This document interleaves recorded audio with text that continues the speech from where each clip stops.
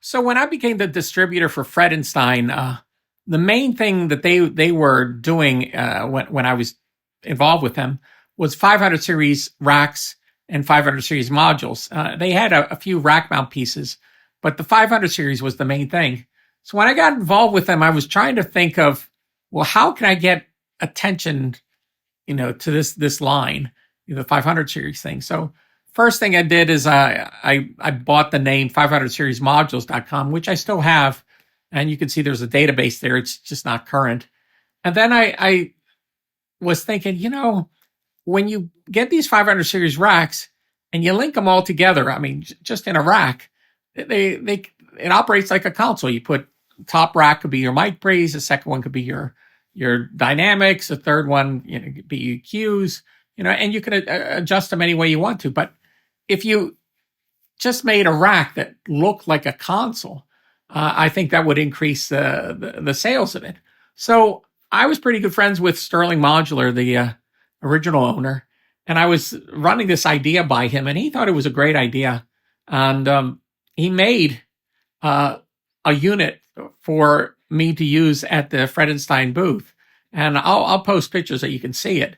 And it's really a nice design. And there's no electronics in it at all. All basically it is a rack, but just the way it's positioned, it looks like a console. And I'll also post the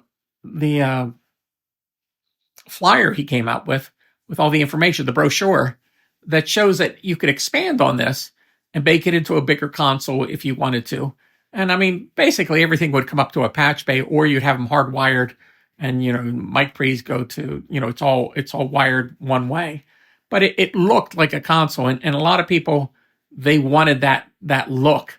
So I had him, he made the rack for me. We used it at a couple of AES shows, and then when we were done with it, he gave it to me. I still have it. It's beautifully done. There's new owners now at Sterling Modular, and I don't think this is a product they make, but I guess if enough people asked them, they probably would make it, because it looks great.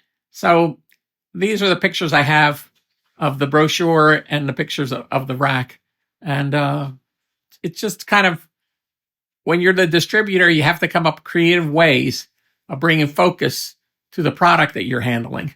And this is the only way I could think of doing it, was creating a website, creating furniture that the 500 series would go. And I just kept on putting Fredenstein gear in there. Now I know, I think it was Tree Audio made a 500 series module console that had a monitor section and busing and all that, but they only made a few of them as far as I know.